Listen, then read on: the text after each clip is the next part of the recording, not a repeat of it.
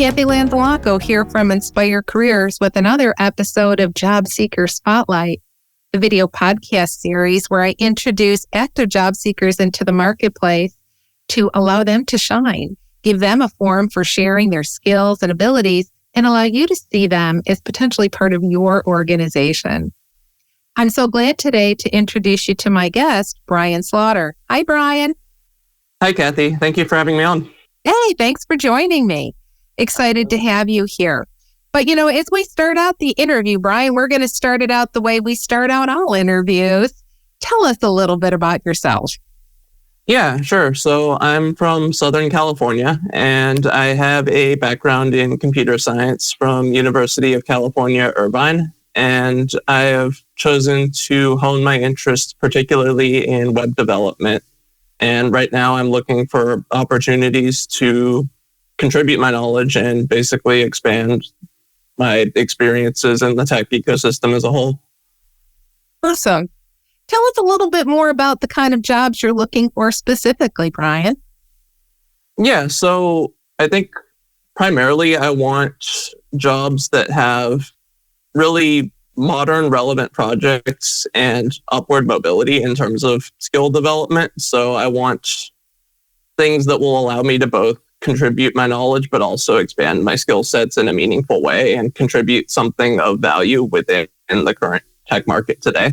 As of now, I'd say that's what I'm prioritizing most is the technical aspects of the positions I'm looking for. Tell us a little bit about those positions while you're in that vein. Yeah, so ideally, I would like application developer positions, primarily web development focused, perhaps full stack or mobile as well.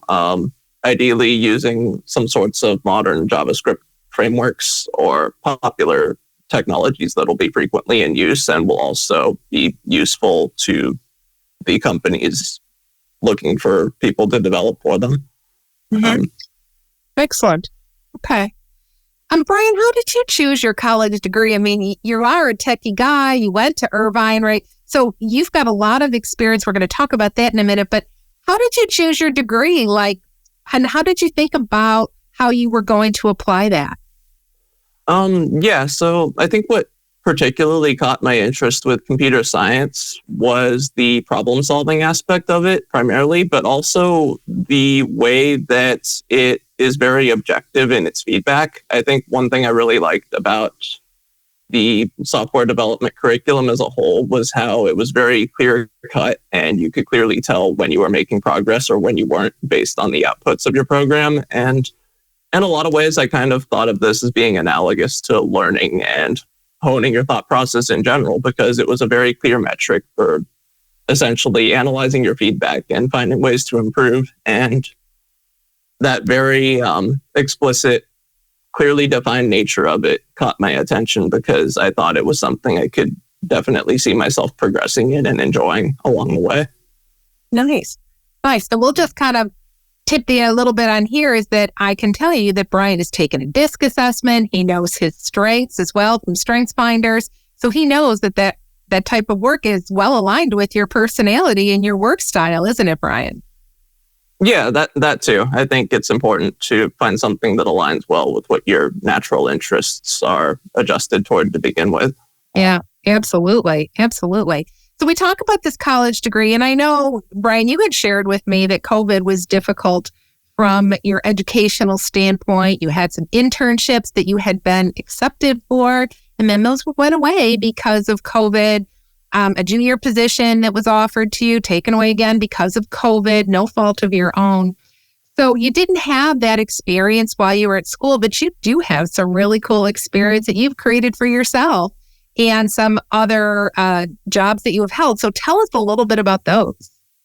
Yeah, to speak on that, how I started kind of developing my interests in web development, it initially kind of started with developing content management system websites for people and doing like front-end web development, usually designing WordPress themes, Shopify themes, and the likes for companies or kind of smaller one-off projects. And from there, my interest in programming kind of naturally honed toward JavaScript and things along those lines because of their applications in web development and in that side of software engineering. So I decided to kind of hone my technical skills along that pathway. I learned a lot about Node and React and a lot of the popular sorts of JavaScript libraries and frameworks through the most common online means, things like Traversy Media, Udemy, JavaScript Mastery, things you can commonly find online to self-study a lot of those skills and develop familiarity with the syntax and the practices. And from there, I got the opportunity to apply that in a practical sense by being able to co-develop an online education platform for someone's side business. And that gave me an opportunity to kind of see the practical side of things and the issues you might run into along the way with coding that I couldn't have necessarily seen for myself strictly within the educational context. And that was definitely an engaging experience.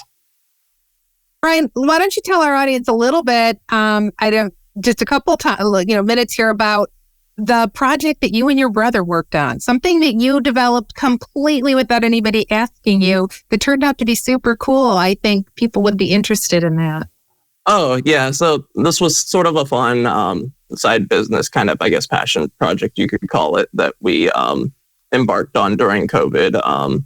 When the Fed interest rates were very low and the stock market was particularly active due to that, we kind of saw the opportunity there and decided to use a mix of Node, Python, and SEC APIs and Alpaca's API to basically create like an automated trading platform. We did a variety of different things. Some focused on SPAC companies, some focused on volume screening, gathering sentiment online, parsing SEC filings, things like that, and backtesting trading strategies and the like.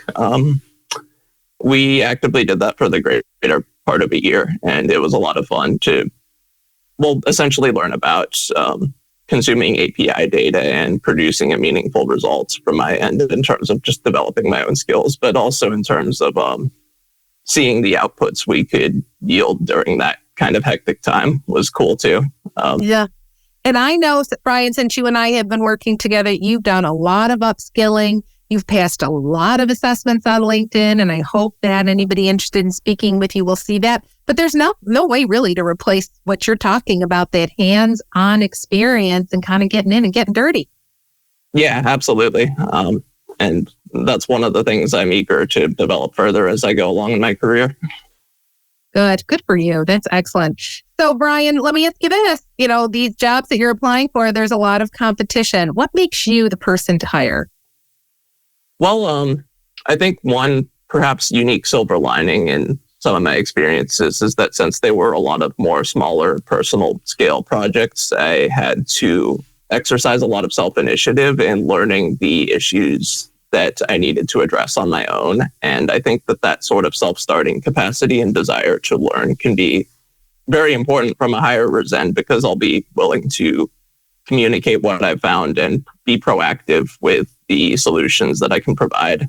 I think that sort of initiative and desire to develop my own sorts of, meaningful contributions and communicate them proactively is important in a fast-paced sort of environment, especially with larger teams. So a lot of those self-management skills, I think, will come in handy. Yeah. And I have seen that in you. So I'm glad that you chose that to showcase for anybody watching. All right. So we're ending up our time here. And thank you, Brian, for sharing your great experience and your education with us. If somebody wants to reach out and see your fabulous new resume, how should they reach out and get to you? Yeah, so my email is brianslaughter02@gmail.com. From there, feel free to also look me up on LinkedIn or from my GitHub portfolio page or wherever else. But email is probably my preferable means of contact. Yeah, absolutely. Feel free to reach out. I'd be glad to discuss any opportunities or any issues in general. All right. Wonderful. Then that is where we will leave it, on a high note. Thank you, Brian Slaughter, for joining me today on Job Seeker Spotlight. We're going to drop down Brian's information in the comment section, and it'll be on YouTube as well if this is where you're watching it. Please feel free to reach out to him. He's a fabulous young man, and he would be lucky to have him in your organization. So thank you again. Oh, thank you. Thank you, Brian. And if anybody has any questions, feel free to reach out to Brian. This is Kathy Lanzalonko. I'm going to encourage you that it's on LinkedIn. I'm there. Please follow me there and subscribe to our YouTube channel, Inspired Careers, to see more of Brian. We have some shorts on there as well, so you can learn more about him. So thank you all for tuning in for another episode of Job Seeker Spotlight. And until we meet again, live inspired.